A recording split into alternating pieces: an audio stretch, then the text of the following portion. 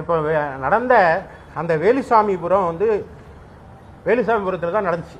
அது குறுகிய இடம், அங்கே வந்து பொதுக்கூட்டம் நடத்த அது அருகதையற்ற இடம்னு உத்தரவே போட்டிருக்காங்க. எப்போ போட்டிருக்காங்கன்னா 21/1/2025 அன்று காவல் ஆய்வாளர் மணிவண்ணனுடைய செயல் நடவடிக்கையில் செயல்முறை ஆணையில் பாரத ரத்னா எம்ஜிஆர் அவர்கள் பிறந்தநாள் பொதுக்கூட்டத்திற்கு அதிமுக சார்பில் அதுக்கு அனுமதி கேட்குறோம்.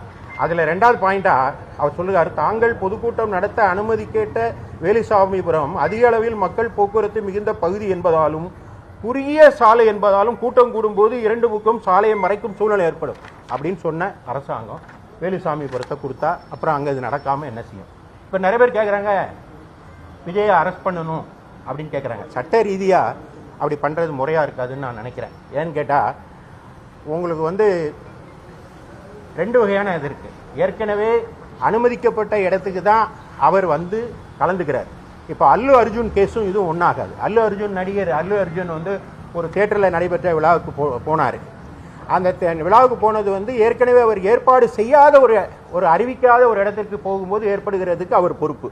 ஆனால் இங்கே எப்படின்னா அனுமதி அளிக்கப்பட்ட இடத்திற்கு அவர் சென்று பிரச்சாரம் செய்யும் போது ஏற்படுகிற இழப்புக்கு 2 பேரும் பொறுப்பாப்பார்.